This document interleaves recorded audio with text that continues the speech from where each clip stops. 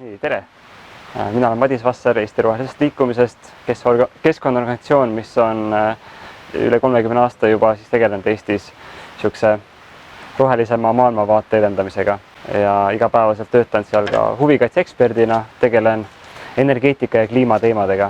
Miks inimesed seda teevad? See on hea küsimus. Mina ise teen seda inspireerituna sellest, et mis tulevik meile toob, et nähes neid pikaaegseid trende, on see pigem väga muret tekitav ja on selge, et siin ei ole nii, et keegi teine lahendab selle mure ära. Et sa võid loota, et okei, et valitsustel on asi käpas või et keegi seal kuskil suures keskkonnaorganisatsioonis on ikkagi asjaga juba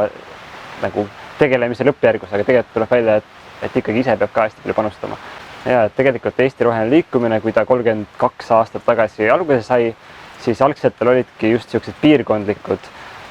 esindused ja nendes olid liikmed ja väga paljud teemad saidki väga hästi kaetud, sest kohalikud teadsid, mis toimub. Ja nüüd üle aja Eesti Roheline Liikumine võib-olla koondunud rohkem niisuguseks keskseks organisatsiooniks ja niisuguse maakondlikke, piirkondlikke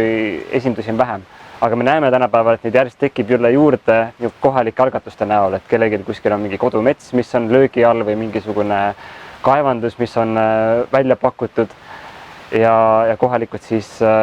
katsuvad teha, mis saavad, et seda looduskeskkonda päästa, kaitsta. Ja Eesti Roheline Liikumine on siis võtnud selle suuna, et me oleme solidaarsed selliste tegevustega ja üritame aidata nii palju, kui me saame kuskilt. Nii et kui tuli kutse tulla siia emalaagrisse ja liituda selle veel nimetu võrgustikuga, siis tundus meile täiesti loogiline samm, et kui meil on võimalik niimoodi panustada ja aidata ja inimesi rohkem kokku tuua, siis see näeb välja väga potentsiaalikas. Et inimesed, kes on ühendunud, et neid on väga raske seljatada, ütleme nii. No oht on see, et võetakse ikkagi korraga kogu maailma probleemid enda õlule ja siis on jälle raske nagu kuskilt alustada, aga kuna see võrgustik saab olema tõenäoliselt suhteliselt lai ja igal organisatsioonil seal sees on oma pisikene nagu niisugune spetsialiteet või teema, milles nemad on rohkem pädevad, et siis ongi võimalik neid asju jagada ära, et kes teab rohkem metsandusest, kes teab rohkem kaevandustest, kes teab rohkem energeetikast, et siis saab niimoodi aidata ka üksteisel katta neid teemasid, et sul täna võib olla oma kodukohas probleem mõne metsaga, järgmisel päeval kaevandustega, ülejärgmisel päeval hakatakse ehitama mingisugust energeetikalahendust, mis võib-olla ei ole sinna sobilik. Ja kui keegi avastab, et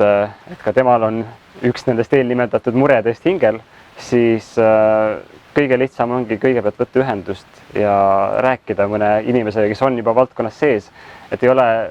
võib-olla kõige mõistlikum hakata ise kohe lugema mingisuguseid pikki dokumente, sest see väsitab ära ja tekitab ainult segadust, aga kui rääkida kellegagi, kes on juba selles valdkondades natukene aega tegutsenud, siis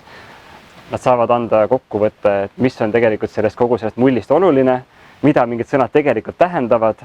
ja kus on kõige mõistlikum võib-olla nagu kaasa aidata.